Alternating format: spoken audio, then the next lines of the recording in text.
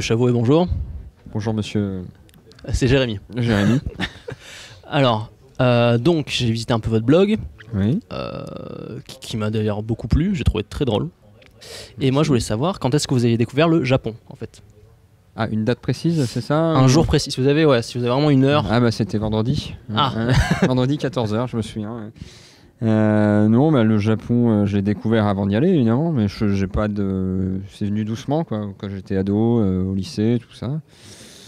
Et puis après, j'ai eu l'opportunité d'y aller une première fois parce que j'avais rencontré des amis japonais dans ma petite campagne à moi, dans la Nièvre, qui m'avaient proposé de venir les voir au Japon. Ils étaient en France à ce moment-là. Et j'ai dit oui, d'accord, banco, je vais au Japon, j'y connais rien. Le meilleur moyen de s'y connaître, justement, c'est d'y aller.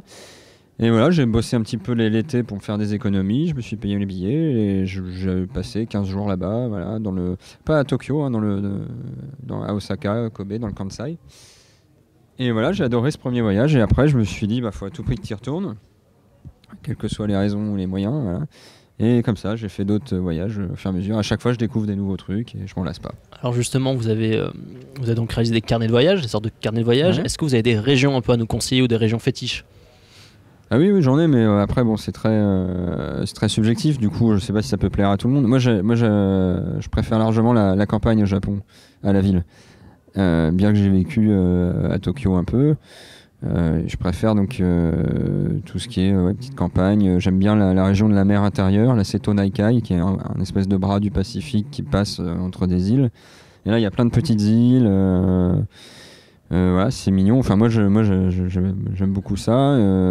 J'aime bien aussi globalement la moitié sud du Japon. En fait, j'aime bien le soleil, j'aime bien les plages, comme beaucoup de gens. Hein.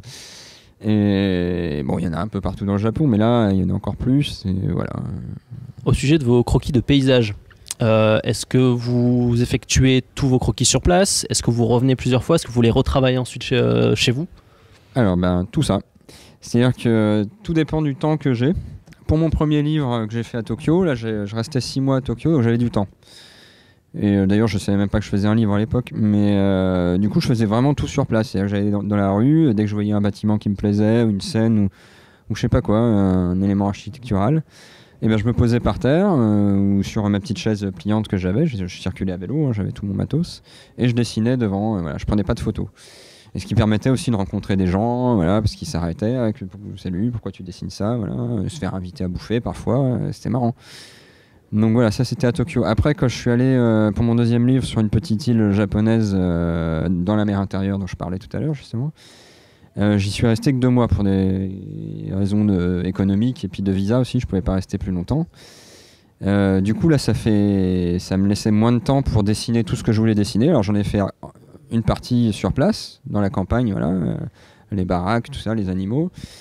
Mais tout ce qui était pas urgent de dessiner, ou tout ce qui relevait de l'anecdote, la petite histoire, voilà, je me le gardais pour plus tard parce que je savais que de toute façon, il fallait que je dessine en France, que je termine en France. Donc j'ai fait 50% sur place et 50% en France, d'après souvenirs, d'après photos, d'après brouillons que j'avais eu le temps de faire sur place, voilà.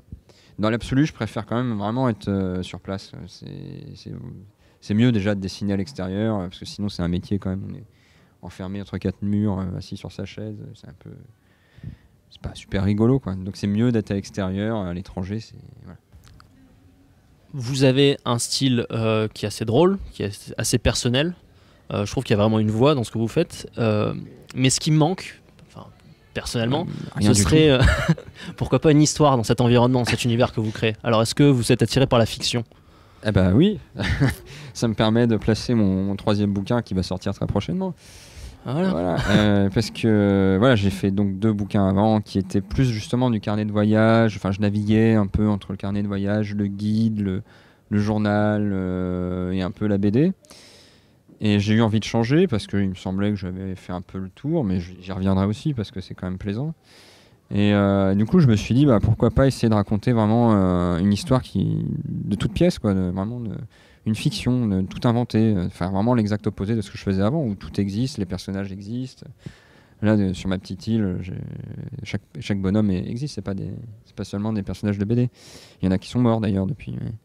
Et là, je me suis dit, il faut vraiment, j'aimerais bien tout inventer. Donc, dans mon troisième bouquin, ça se passe encore au Japon. Par contre, ça, j'ai pas changé parce que j'avais encore envie de dessiner des décors japonais.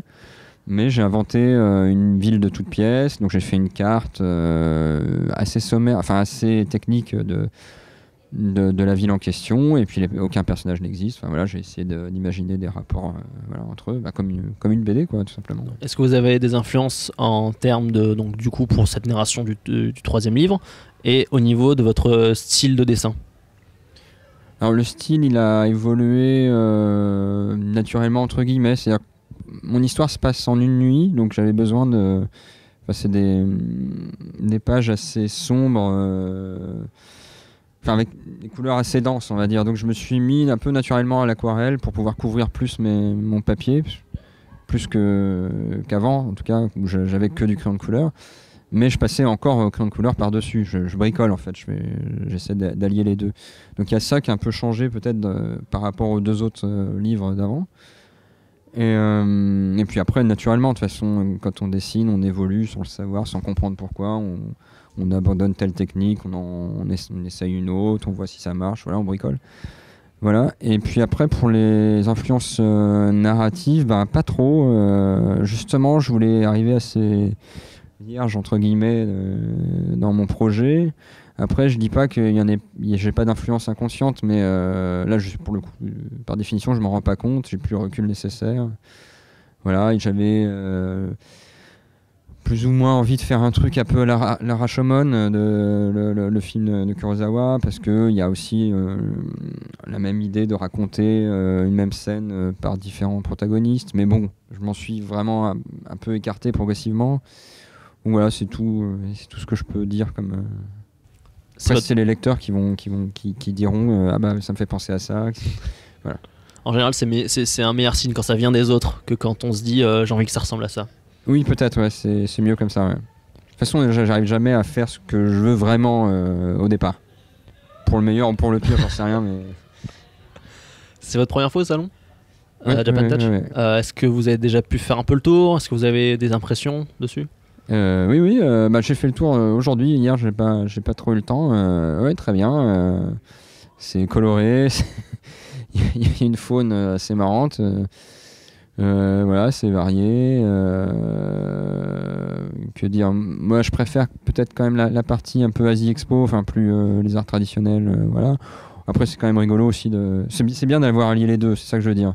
J'espère que le public d'ailleurs se mélange. Je sais pas. Ça, après, il faut voir avec les organisateurs.